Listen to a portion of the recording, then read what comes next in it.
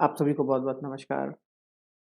N t net का जो syllabus चल रहा है, उसमें आज हम कौटिल्य को खत्म करते हैं, खत्म इन द सेंस कि कौटिल्य का सिलेबस आज हम कवर अप कर लेते हैं। 3 इम्पोर्टेंट थ्योरीज़ है, उनकी हमें जो पढ़नी है मंडल सिद्धांत है, शार्डगुण्य नीति है और मंडल और शार्डगुण्य के बाद सप्तांग थ्योरी है। तीनों से क्वेश्चन बनते हैं, इसलिए तीनों इम्पोर्टेंट है। ज़्यादा बड़ा लेक्चर मेरे हिसाब से नहीं होना चाहिए, बट फिर भी हम कोशिश करेंगे तीनों कॉन्सेप्ट हमारे कवर अप हो जाएँ। तो तीनों के अंदर समझने का जो सिद्धांत है, सबसे पहले उनका क्रोनोलॉजी देखना ज़रूरी है, सीक्वेंस देखना ज़रूरी है। फर्स्ट ऑफ ऑल, सबसे पहले आपका आता है स्टेट। अगर मैं इसको स्टेट मानूं, तो ये होगा आपका सप्तांग थ्योरी।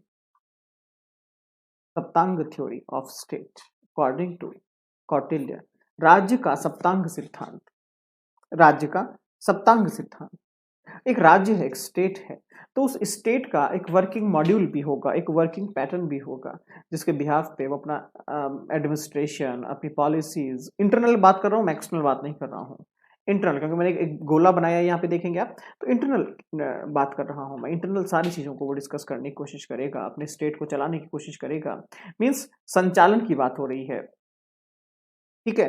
तो वो सब कुछ सारी चीजें आ गई उसके आपकी सप्तांग थ्योरी के अंदर, स्टेट पॉलिसीज के अंदर, कि वो किस तरीके से चलना चाहिए, किस तरीके से उसे होना चाहिए, किस तरीके से वर्किंग पैटर्न करेगा, व्हाटएवर।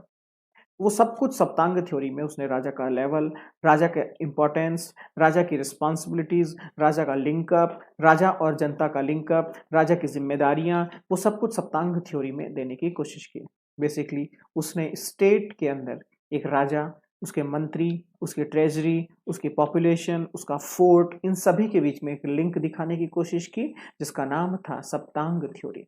एक ह्यूमन बॉडी के बिहाफ पे सप्त अंग, 7 पार्ट्स ऑफ बॉडी, इस तरीके से उन्होंने सप्त अंग थ्योरी बनाई। अगर ये सप्तांग या एक स्टेट बाहर जाने की कोशिश करता है, तो बाहर इसको अलग अलग पॉलिसीज का यूज करना होगा। कहाँ से उसे क्या रिलेशन बनाने हैं, कैसे रिलेशन बनाने हैं, क्यों बनाने हैं, कब बनाने हैं, किस तरीके से बनाने हैं। तो इसके लिए उसने अपना सेकंड कंसेप्ट दिया, जिसको हम कहते हैं शार्डगुण्य नीति। Principle of 6 basic rules. 6 shard मतलब 6, गुण्य मीन्स आपका 6 फैक्टर्स प्रिंसिपल, 6 फैक्टर्स रूल्स। लेकिन आपको मैं समझा क्या रहा हूं, सप्तांग थ्योरी मीन्स जहां वो ओनली स्टेट की बात करेगा, इंटरनल स्टेट की बात करेगा। यही स्टेट जब बाहर जाता है, एक्सटर्नल अफेयर्स की बात करेगा, जब बाहर आपके फॉरेन रिलेशंस के डिस्कशन होगा, वहां पर वो शार्डगुण्य नीति की बात करेगा। तो Shadgunya niti are related to external affairs of state. Saptang theory internal structure of state. और तीसरा कंसेप्ट आता है कि आपके जो फॉरेन रिलेशंस है, the foreign relations of a state, ये प्रिंसिपल कहलाएगा द मंडल थ्योरी, मंडल सिद्धांत। मंडल सिद्धांत इस तरीके से आपके चाणक्य या कौटिल्य ने 3 कंसेप्ट दिए, जो आपके administration, foreign relation, foreign policies, इनसे रिलेटेड थे। एक एक करके पढ़ लेते हैं।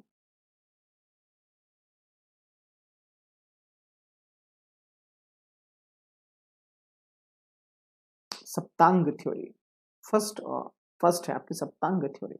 इसमें मैं एक नॉर्मल, एक आप बॉडी ले लीजिए, जिंदा ले लीजिए, मुर्दा ले लीजिए, जैसा आपको अच्छा लगे, कोई इश्यू नहीं है, ठीक है। ये एक बॉडी हो गया। इस बॉडी के अंदर सबसे पहले आप कोशिश कीजिए इसके मुंह की। इसका जो मुंह है, देखिए मेरी पेंटिंग थोड़ा सा ऐसा ही है।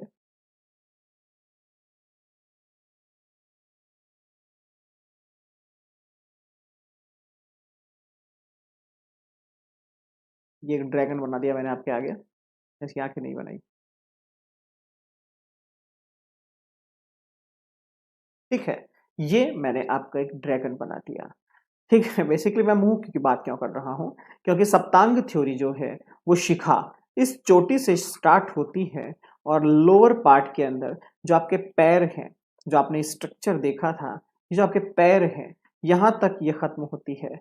फुल, अगर आप इस फुल डायग्राम में देखें, तो ये आपका फर्स्ट पॉइंट होता है, और ये पैर आपका 7th पॉइंट होते हैं। ये पूरी इस बॉडी के अंदर आपके चाणक्य ने, आपके कौटिल्य ने उन चीजों को एलोब्रेट करने की कोशिश की।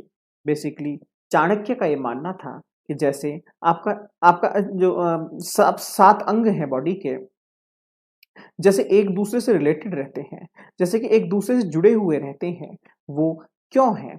वो उनका कहना था ये जो बॉडी के पार्ट हैं वो जुड़े हुए इसलिए हैं ताकि आपकी बॉडी बेटर तरीके से रन कर सके, ताकि आपकी बॉडी बेटर तरीके से आगे बढ़ सके। तो हमें एक बात ध्यान रखना चाहिए कि इसी तरीके से आपका स्टेट 7 अलग-अलग पार्ट्स के अंदर बटा हुआ रहता है, 7 अलग-अलग सेक्शंस के अंदर बटा हुआ रहता है, जिसके अंदर आपको हमेशा इस चीज़ को जानना पड़ेगा कि यहाँ पर क्या हमारे काम का है और क्या हमारे काम का नहीं है। इट मीन्स एक बॉडी के अंदर सर से लेके और आपके नीचे पैर तक हर एक चीज का अपना कंट्रीब्यूशन है, हर एक चीज का अपना एक महत्व है। तो इस महत्व को जानने के लिए उन्होंने कहा एक स्टेट को मैं अलग अलग सेक्शंस में डिवाइड करता हूँ। तो सबसे पहले मैं बात कर रहा हूँ आपके मुंह की। इस मुंह के अंदर कौटिल्य का ये मानना था कि जहां पर जब मैं बात करूंगा आपके साथ किस कंसेप्ट की, आपके अर्थशास्त्र के अंदर स्टेट की, तो उस स्टेट के अंदर एक बात ध्यान रखिएगा, यहाँ पर जो सप्त अंग हैं वो सबसे पहले ये जानना जरूरी है ये 7 अंग कौन कौन से हैं। क्यों ऐसा क्यों? इसलिए क्योंकि अगर आपको ये नहीं पता होगा तो आपको समझ में नहीं आएगा कि किसकी बात कर रहा है। तो फर्स्ट ऑफ ऑल जो मैंने मुंह बनाया है उससे पहले पहले आप 7 चीजें मैं आपको डिस्क्राइब कर देता हूँ, फिर इसके हिसाब से मैं आपको डायग्राम बताता चलूंगा और आप इसको लिख लीजिए कहीं पे या तो 5 6 चल जा भैया 6 7 ठीक है।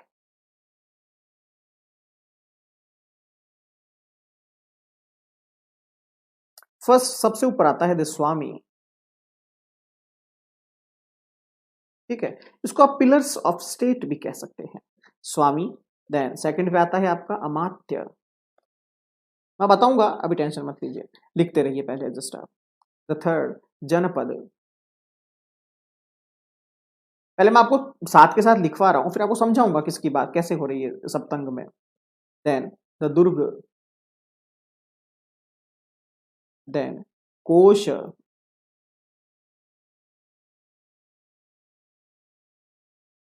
ध्यान रखिएगा एक कंफ्यूजन पहले मैं आपके दूर कर दूंगा, इसके बाद आपको लगेगा कि सर ये तो आप कुछ और बता रहे हैं हमने कुछ और पढ़ा था, तो डोंट वरी पहले आप सिर्फ लिखते चले बातों को। 7 पिलर्स ऑफ अ बेस्ट और बेटर स्टेट, स्वामी, अमात्य, जनपद, दुर्ग, कोश, दंड, मित्र। ठीक है, इसको बताते हैं किस किस तरीके से। इसको इंग्लिश अगर मैं करूं तो शायद आपको क्लियरिफाई होगा। स्वामी मीन्स द किंग, ये राजा है। Amatya the ministers of state, the ministers of state. जनपद, जनपद मतलब हो गया आपका द एंटायर कंट्री और the population. Durg the fort, fort के बाद आएगा कोश द ट्रेजरी ऑफ स्टेट, उसके बाद आएगा दंड, दंड के अंदर आएगा आपकी आर्मी। देन मित्र, मित्र का मतलब द अलाइज और the ally of the state. कहने का तात्पर्य यहाँ पर सप्त अंग थ्योरी के अंदर 7 अलग अलग इन्होंने इंपॉर्टेंस बताई, 7 अलग अलग सेक्शंस इन्होंने यहाँ पर साबित करने की कोशिश की। सबसे ऊपर से इन्होंने शुरू किया और नीचे लाते लाते लाते लाते जनपद के ऊपर चीजों को खत्म किया। इसको अगर अब हम स्ट्रक्चर के अंदर देखने की कोशिश करें, स्ट्रक्चर के अंदर एलोब्रेट करने की कोशिश करें, तो यहाँ पर हर एक का एक अपना इंपॉर्टेंस था। स्वामी या किंग, किंग को सर्वोपरि माना गया था, सबसे ऊंचा माना गया था, सबसे बेटर माना गया था, सर्वोच्च माना गया था, सबसे ऊंचा माना गया था उसे। क्यों माना गया था? उसका रीजन ये था कि रूलर से बड़ा, स्वामी से बड़ा कोई होता ही नहीं है। तो रूलर जो होगा वो आपके सबसे ऊपर होगा, सबसे ऊपर। ये जिसको मैं कहूं शिखा, सबसे ऊपर, सबसे ऊपर है ये। ठीक है, इसके नीचे आता है आपका माइंड, माइंड, माइंड होगा मिनिस्टर्स, माइंड होगा आपका मिनिस्टर्स। मिनिस्टर्स मीन्स ये वो हैं जो आपको बताएंगे काम कैसे करना है क्या नहीं है। कान, ये आपको अच्छाई सुनाएंगे, बुराइयां सुनाएंगे। ये आपके फ्रेंड्स हैं, अलाइज हैं, मित्र हैं। मुंह, मुंह कहलाएगा आपका ट्रेजरी। हम्म इस तरीके से इन्होंने एक एक चीज को एलोब्रेट करने की कोशिश की कि किस तरीके से मैं उसे एक्सप्लेन कर रहा हूं, किस तरीके से मैं उसे एक्सप्रेस कर रहा हूं। अगर मैं हाथों की बात करूं तो हाथ बाहुबल बनेंगे आपके, क्या, आपके फोर्ट, आपके जिसको कहें डिफेंस सिस्टम। अगर मैं पैरों की बात करूं तो पैर बनेंगे आपके जनपद, आपके जनपद। ठीक है। और आर्म्ड माइट जो होगा वो कहलाएंगे आपके दंड सिद्धांत। दंड सिद्धांत अब हम कहां से लाएं? दंड सिद्धांत आएंगे आपके आर्मी के साथ, मंत्र शक्ति के साथ, पावर ऑफ द काउंसिल्स के साथ। ठीक है। कहने का तात्पर्य यहाँ पर इस तरीके से एक बॉडी को साथ जोड़कर ये चीजें अलग अलग बनाई गई, जो कि आपके सामने इस तरीके से है। स्वामी, इंपॉर्टेंस देख लेते हैं, स्वामी क्यों जरूरी है। एक सर का सबसे ऊपर अगर शिखा नहीं है तो वो सर आपको अधूरा लगता है। उसी तरीके से अगर एक स्टेट का राजा नहीं है तो वो स्टेट अधूरा रहेगा। लेकिन स्टेट को जरूरी है कि उसको कुछ ऐसे एडवाइजर्स हों जो उसको सही और गलत का ज्ञान करवाएं, तो वो होंगे अमात्य, द मिनिस्टर्स। मिनिस्टर्स और स्वामी मिलकर क्या करेगा? ये रूल करेगा किसके ऊपर? एंटायर कंट्री के ऊपर। एंटायर कंट्री मीन्स जनपद, जनपद यहां पर वो रूल करेंगे। तो ये तीन आपके इंपॉर्टेंट सेक्शंस हैं। इसके बाद सेकंड सेक्शन आता है आपका कि आपकी पॉलिसीज क्या होगी। तो हमारी पॉलिसीज है दो, दुर्ग एंड द कोश। दुर्ग मतलब द फोर्ट, हमारी आर्मी, हमारी पावर, हमारी ताकत, हमारी शक्ति। और कोष हमारा रेवेन्यू, हमारा ट्रेजरी, हमारा पैसा, हमारा खजाना। ये दो वो इंपॉर्टेंट सेक्टर हैं जो मेरी इकोनॉमी को, मेरी स्टेट को, मेरी अंटायर कंट्री को आगे बढ़ाने की कोशिश करेंगे। और अगर ये दोनों कमजोर हैं तो मैं कुछ भी कर सकता हूं लेकिन मैं स्टेट को स्टेबल नहीं रख सकता। इसके लिए मुझे कुछ हेल्पर्स की जरूरत है, मित्रों की जरूरत है। शत्रुओं का मारने के लिए मित्र चाहिए और आर्मी चाहिए जो कि मेरी पावर बढ़ाती रहे। तो दो आपके एडिशनल चीजें रहेगी, वो होगा दंड एंड मित्र। तो इसको मैं बेसिकली पढ़ता हूं इस तरीके से, 3+2+2 ज्यादा हो जाएगा, 3+2+2। तीन वो जिसके लिए स्टेट बनता है। First of all king, the ministers and the जनपद। दो, दो वो होंगे जो मेरे लिए इंपॉर्टेंट है, जिसके लिए सब कुछ लड़ाई चल रहा है। पहला है आपका दुर्ग मींस आपका फोर्ट एंड द सेकंड कोश। रिमेनिंग टू ये है आपके आर्मी एंड द अलाइज। इस तरीके से इन्होंने सप्तअंग थ्योरी को डिस्क्राइब करने का कोशिश किया। सेकंड वन, द षाडगुण्य नीति ऑफ कौटिल्य। षाडगुण्य नीति ऑफ कौटिल्य,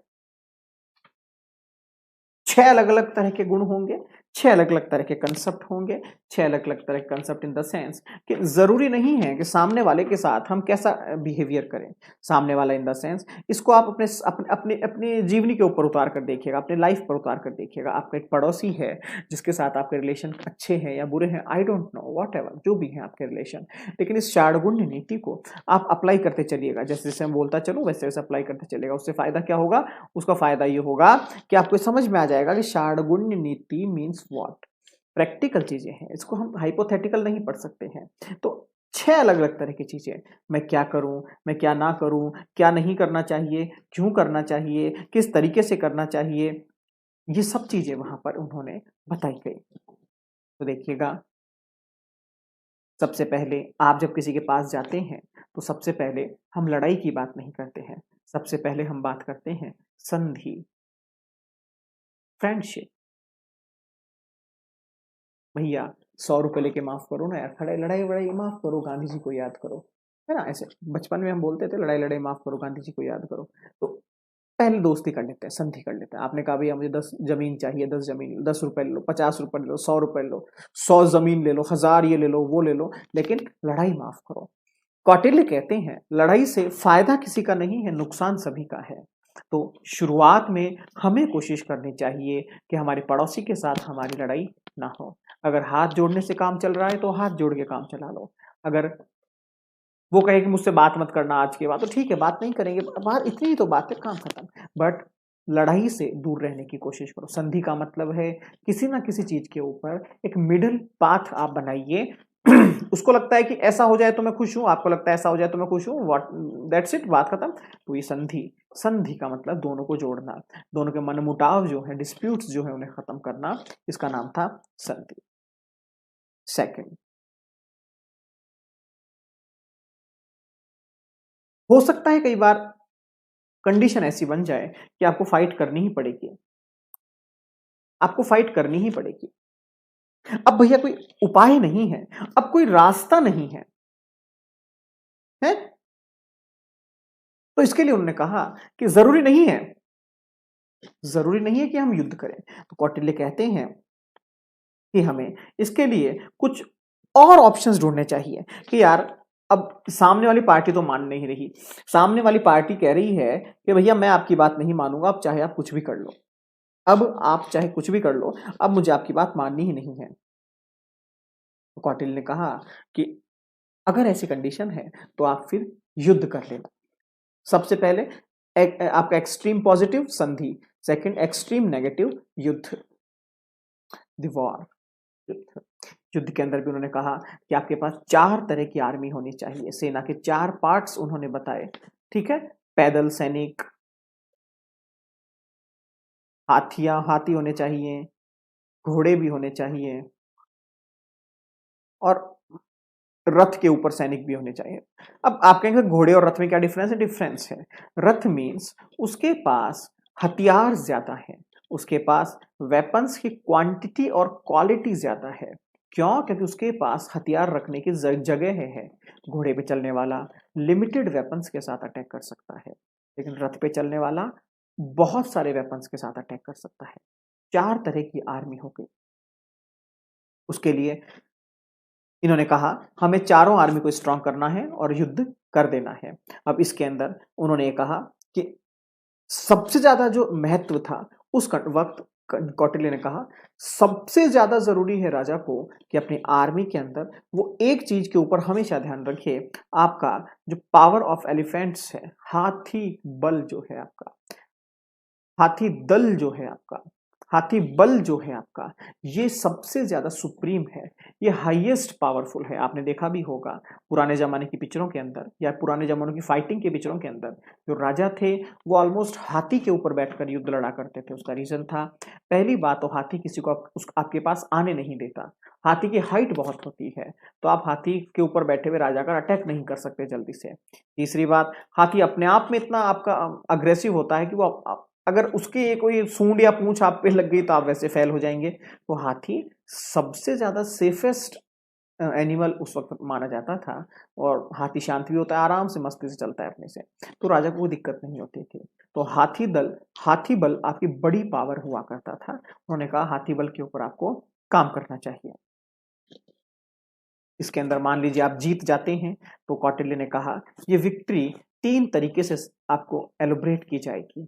सबसे पहले धर्म विजयी, सेकंड लोभ विजयी, थर्ड असुर विजयी। एक एक करते हैं। धर्म विजयी मीन्स व्हाट? धर्म विजय मतलब आप इसको इस तरीके से जोड़िए, युधिष्ठिर से जोड़ने की कोशिश कीजिए, राजा युधिष्ठिर महाभारत के युद्ध से, ये धर्म विजय थी। मतलब ऐसा राजा अपने गौरव, अपने सम्मान, अपनी रेस्पेक्ट, सोशल रेस्पेक्ट, अपनी प्रतिज्ञा, जैसे कि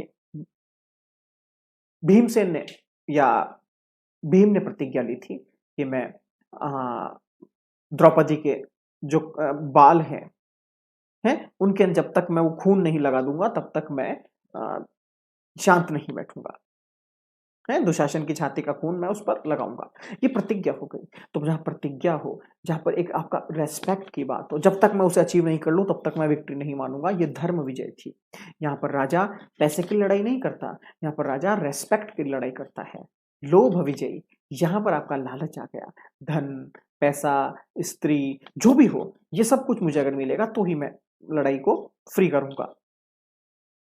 तीसरा असुर विजयी, ये राक्षस प्रवृत्ति हो गई, ये राक्षस प्रवृत्ति हो गई, धर्म से हिसाब से आपने लड़ाई की, लेकिन अगर आपको लगा कि सामने वाले राजा की रानियां बहुत अच्छी है, तो आप इस हरकत तक पहुंच गए कि आप उसकी रानियों को उठा कर ले आए, जमीन पर जबरन कब्जे कर लिए, युद्ध खत्म हो चुका, लेकिन अभी भी आप खत्म नहीं हो रहे हैं।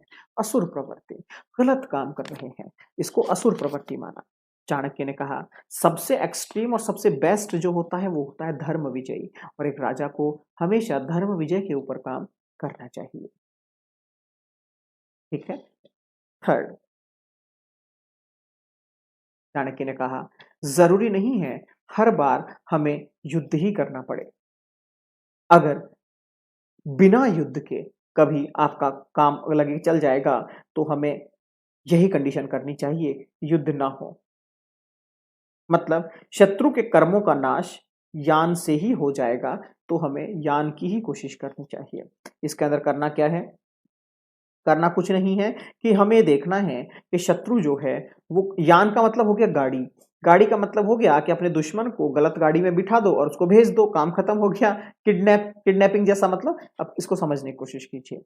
अगर आपको लगता है कि भैया यहाँ पर मेरा राजा जो है वो थोड़ा सा अलग किस्म का है, इसको अगर मैं नशा करवा दूं तो ये बड़ा खुश हो जाता है, इसको नशे का बड़ा शौक है, व्यसन का बड़ा शौक है, इसको अलग अलग प्रकार के गलत शौक करने का बड़ा शौक है इसको, तो वो गलत गलत शौक आप उसको प्रोवाइड कराते रहिए, वो खुश रहेगा। खुश इन द सेंस वो रियल इशू जो है उससे कहीं ना कहीं दूरी बना लेगा आपने, जिससे आपको बेनिफिट हो जाएगा, जिससे आपको फायदा हो जाएगा। तो यान वो कंडीशन है जहां पर अपने राजा को, सामने वाले राजा को कहीं ना कहीं व्यसन के अंदर, गलत आदतों के अंदर डालकर और कंफ्यूज कर दिया जाता है। युद्ध भी करना था मेरे भाई। फोर्थ, आसन।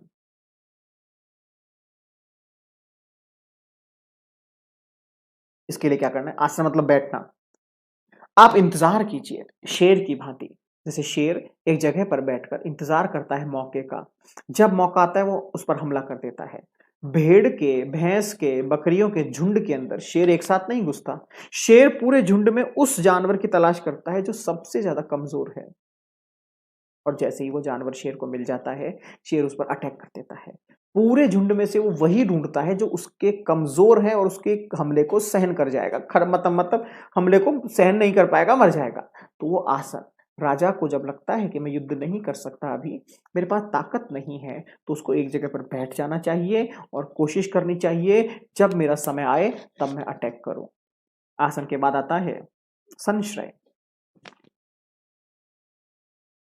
संश्रय, कोशिश कीजिए कि आपके आसपास का कोई पावरफुल राजा अगर आपके साथ है, अगर आपकी पावरफुल राजा आपके दोस्त बन सकता है और किस्मत से वो उसका भी दुश्मन है, तो आप उसको अपना दोस्त बना लीजिए और फिर अटैक कर दीजिए दोनों मिलकर। एंड लास्ट, द्वैधी भाव। द्वैधी भाव मतलब चालाकियां, बदमाशियां। आपको राजा के साथ दोहरी नीतियां करनी है। अरे भाई साहब, आप ही तो हैं हमारे सर्वे सर्वा, आप तो भाई हैं हमारे, आप तो मित्र हैं, आप तो परम पिता हैं, आप तो पूर्वज हैं, आप तो ये हैं, आप तो वो हैं, और वो जैसे पास में आए उसको चाकू से मार दो। इसे कहते थे द्वैधी भाव। ब्रिटिश जो थे वो बेसिकली इसी का यूज करते थे, द्वैधी भाव का। मीन्स मीठा मीठा बोलिए, बगल में खंजर रखिए, इस प्रकार आप सामने वाले को पागल बना दीजिए। तो इस नीति से क्या होता था? इस नीति से सामने वाला जस्टिफाई नहीं कर पाता था कि आप हैं कौन। एक बार फिर से रिकॉल करते हैं सभी को। सबसे पहला था आपका संधि। संधि मीन्स व्हाट? आप सबसे पहले दोस्ती करने की कोशिश कीजिए। सेकंड, युद्ध। अगर संधि नहीं हो रही तो युद्ध कर लीजिए। कोशिश कीजिए युद्ध ना हो तो उसकी कंडीशन में यान, उसे को नशा करवा दीजिए और उसे खत्म कर दीजिए। आसन, अगर मौका नहीं लग रहा तो एक बार मौके का इंतजार कीजिए। इंतजार के दौरान कोशिश कीजिए अपनी ताकत बढ़ा लें। ताकत नहीं बढ़ रही है तो एक राजा से दोस्ती कर लीजिए जो आपके एक उसके बराबर का राजा है और सामने वाले का दुश्मन भी है, संश्रय। और फिर द्वैती भाव। अगर कुछ भी नहीं चल रहा तो द्वैती भाव का इस्तेमाल कीजिए और उस पर अटैक कर दीजिए। ये थी शार्दूल नीति। नेक्स्ट, द मंडल सिद्धांत ऑफ कौटिल्य। मंडल सिद्धांत, मंडल थ्योरी के अंदर कौटिल्य ने अपने आसपास 12 अलग अलग तरह के स्टेट्स, 12 अलग अलग तरह के स्टेट्स के रूप में अपने फ्रेंड्स, दुश्मन, फ्रेंड के दुश्मन, दुश्मन के दुश्मन, मेरे दुश्मन के दोस्त, दोस्त दोस्त के दुश्मन, और बहुत सारे न्यूट्रल स्टेट्स। इन सबको उसने कहीं ना कहीं एलोब्रेट किया, एक्सप्लेन करने का कोशिश किया कि ये क्या है, क्या नहीं है।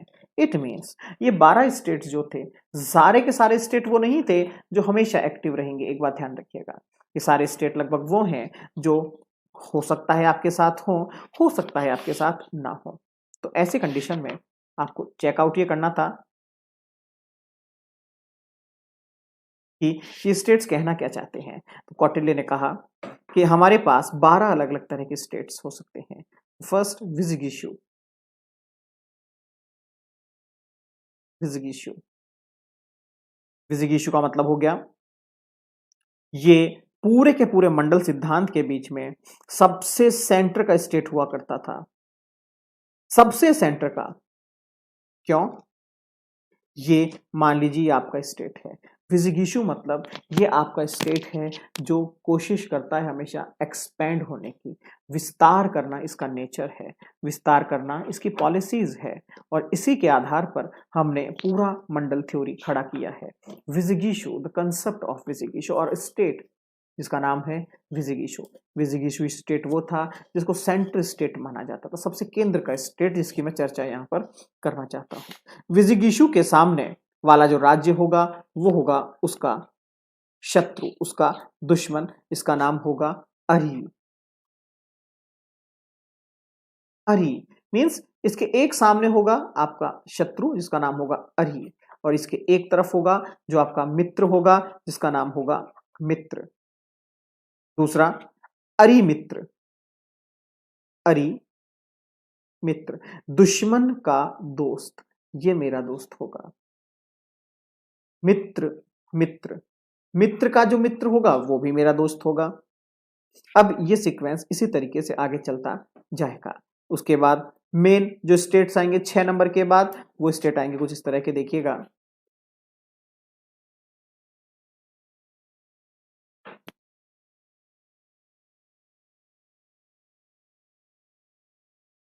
ये मेरा सॉफ्टवेयर थोड़ा दिक्कत करता है शायद आज। स्क्रीन को एक बार नीचे खींचते हैं, पूरा नीचे चला जाता है। चलिए, ठीक है। तो कहने का तात्पर्य 6 नंबर के बाद, 6 नंबर वो है जो मित्र अरिमित्र, मित्र अरिमित्र में बिजी हो जाते हैं। 6 स्टेट्स तो वो थे जिसके अंदर हमें सिर्फ मित्र और अरि, इसके ऊपर लड़ाई करनी है। मित्र अरिमित्र, मित्र पहले हो गया अरि, फिर हो गया मित्र, फिर हो गया मित्र मित्र, फिर हो गया अरिमित्र, फिर हो गया मित्र मित्र मित्र, फिर हो गया अरिमित्र मित्र। इस तरीके से 6 स्टेट्स तो चले जाएंगे इसके अंदर। बाकी के जो 6 स्टेट्स आएंगे वो आएंगे, पहला आएगा उसमें से पाशनिग्रह। पाशनिग्रह या प्राशनिग्रह, ठीक है। ये बेसिकली क्या होगा, ये भी वो है जो कि आपका कहीं ना कहीं विजिगिशु का दुश्मन है। मीन्स दूसरे लैंग्वेज में कहूं तो ये भी आपका एक अरी का ही स्टेट हो गया। 8वां नंबर पे आएगा जिसका नाम होगा आक्रंद। आक्रंद भी अरी की तरह, जैसे हमने वहां देखा था अरी के पैरेलल में क्या था, मित्र, तो आक्रंद भी होगा मित्र। अब इसी तरीके से ये सीक्वेंस आपकी चलती रहेगी कहां कहां पर, आगे तक। अब आगे के चलने के बाद अब इसके अंदर लास्ट स्टेजेस जो आएंगे वो स्टेजेस ये साबित करेंगे आपको कि अब जो डिस्प्यूट्स हैं वो पाशनिग्रह है और आक्रंद के बीच में सारे के सारे चलते रहेंगे। एक आएगा आपका 11वें नंबर पे जो हो गया मध्यम राज्य। मध्यम राज्य वो होगा जो विजिगिशु और अरि राज्य की सीमाओं से लगा रहेगा, और ये दोनों से अधिक शक्तिशाली होगा, और जिससे ये दोनों से अलग अलग मुकाबला करने के लिए और मुकाबला करने के साथ साथ दोनों की सहायताएं भी करता रहेगा। आक्रंदाओं और पश्चिमग्राहों से जब युद्ध होगा तो उसमें मदद भी करता रहेगा विजिगिशु की और अरि की, ठीक है। मतलब कभी विजिगिशु की मदद करेगा, कभी अरि की, बीच का है, ये कहीं भी कर सकता है। देखो ये कोई वो नहीं है, फिक्स नहीं है इसका। फिर होएगा उदासीन। 12 नंबर पे आएगा द उदासीन स्टेट। उदासीन वो होगा जो कभी भी किसी के साथ भी पार्टिसिपेशन नहीं करेगा। इसके साथ विजिगिशु, अरि और मध्यम, इन तीनों की स्टेटस इसके साथ लगी होगी। ग्रुप में मैं आपके एक इमेज भेजूंगा इसकी, तो उसको एक बार आप उस इमेज को देखेंगे तो आप समझ जाएंगे। बेसिकली पूरे के पूरे आपके मंडल सिद्धांत के अंदर जो देखने को चीजें मिलती है वो क्या है, देखिएगा एक बार स्क्रीन पे समझा देता हूं। एक शब्द हमने पढ़ा अरि, एक शब्द हमने पढ़ा मित्र, एक हमने पढ़ा पाशनिग्रह, एक हमने पढ़ा आक्रंद, एक हमने पढ़ा मध्यम, एक हमने पढ़ा उदासीन। 6 शब्द मैंने पढ़े टोटल। अरि मीन्स आपका एनिमी, मित्र मीन्स आपका फ्रेंड, पाशनिग्रह मतलब एनिमी, आक्रंद मतलब फ्रेंड, मध्यम मतलब जो मिडल है, बीच में है, वो कहीं भी जा सकता है। बेसिकली आपके अरि और आपका जो विजिगीषु है इसके बीच का ये स्टेट है। ये सारा कंसेप्ट विजिगीषु के साथ चल रहा है, ध्यान रखिएगा। और आपका उदासीन, ये आपका विजिगीषु, अरि और मध्यम, विजिगीषु, अरि और मध्यम के बीच का स्टेट है। मध्यम, विजिगीषु और अरि के बीच का स्टेट था। उदासीन कभी भी किसी के साथ पार्टिसिपेशन नहीं करता है। इस तरीके से यहाँ अलग अलग नाम के द्वारा आपके फॉरेन स्टेट्स के रिलेशंस को एलोबरेट किया गया, डिस्क्राइब किया गया, जिसको हमने अभी देखा।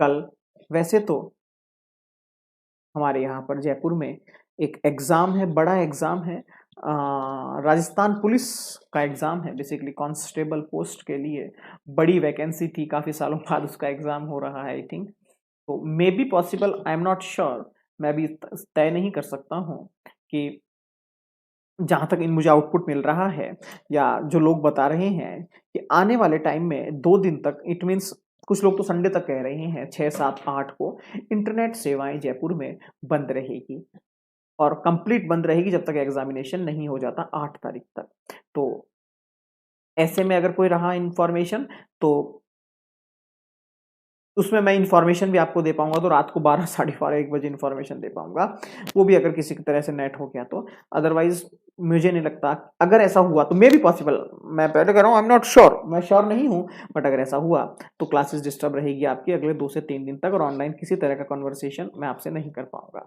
तो कोशिश करेंगे ऐसा ना हो, दुआएं ऐसी है हमारी। बाकी देखिए क्या होता है। बहुत बहुत धन्यवाद आपका।